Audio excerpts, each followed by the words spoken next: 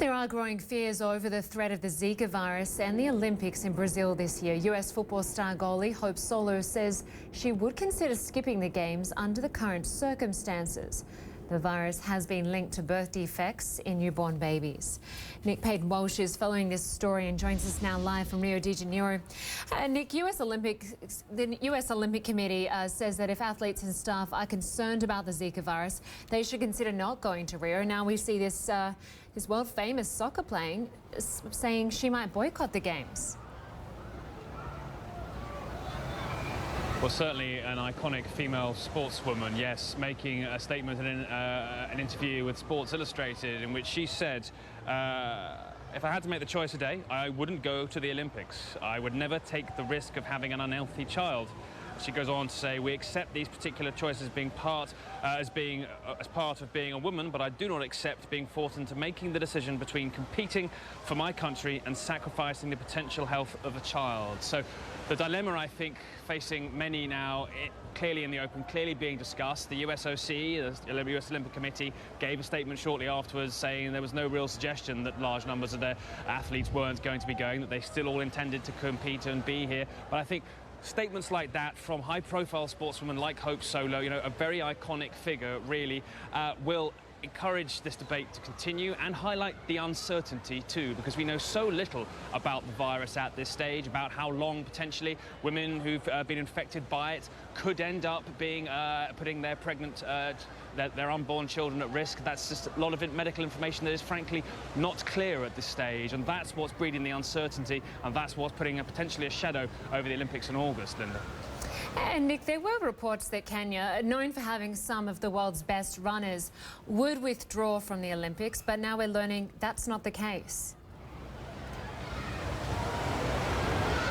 Absolutely. The head of the National Olympic Committee of Kenya made a statement where they wouldn't, if Zika, for example, got to an epidemic level, they wouldn't risk Kenyans necessarily competing there. Now, there's a flurry of activity after that statement saying, you know, potentially he was quoted out of context, and now we are getting clearer signals from Kenyan officials that they want, obviously, to partake. Here's what one of them said a couple of days ago, just yesterday.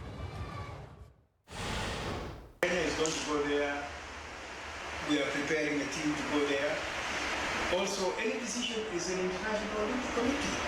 To look at the decision, those things are serious. But to me, I think it's going to be clear by the Brazilian organizing committee and the government of Brazil are going to take care.